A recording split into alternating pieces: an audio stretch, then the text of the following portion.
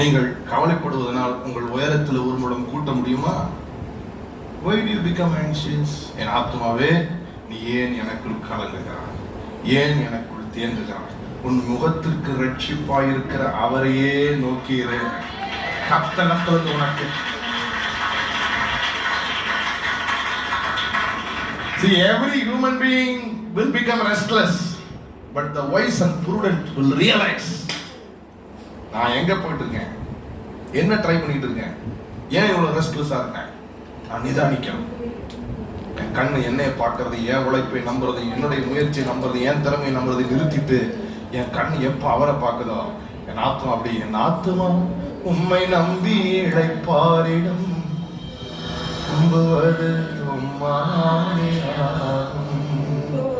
என் ஆத்மா உம்மை நம்பி இழைப்பாரிடம் நான் நம்புவது. நான் சொல்லவா, இன்னைக்கு மத்தியானம் பொறுமையா சாப்பிடு, நல்லா ருசிச்சு ரசிச்சு சாப்பிடு. சமைச்சு கொடுத்த மனைவிய முடிஞ்சா நமக்கு இருக்கிற ஒரே ஒரு கிரேட் போர்ஷன் ரோடு இந்த பீச் ரோடு தான். இந்த பீச் ரோட்ல உங்க வாகனத்துல அவங்களோட பேசிட்டே போங்க. நாட்கள் திரும்பி வராது,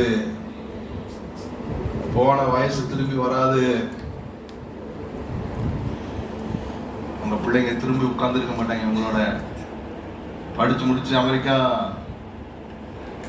இங்கிலாந்து, ஆஸ்திரேலியா போயிட்டாங்கன்னா வாட்ஸ்அப்ல போன் அடிச்சப்பா நல்லா இருக்கியாப்பா, நல்லா இருக்காமா, இந்த அவன்கிட்ட பேச கேட்டு போயிடுவாங்க. This is the time you need to enjoy every bit that God has granted.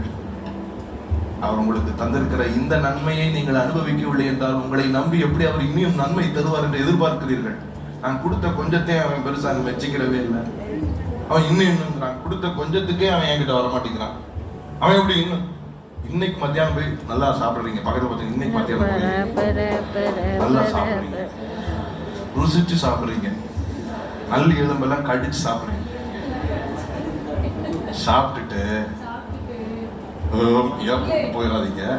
சமைச்சு கொடுத்த மனைவிட்ட நல்லா சமைச்சேன்னு சொல்லுங்க. சொல்லிட்டு சாயங்காலம் எழுந்திரிச்சு பிள்ளைகளை பாருங்க. அது நடக்க மாட்டேங்குது, நடக்கும், அதெல்லாம் நடக்க அதன் காலத்துல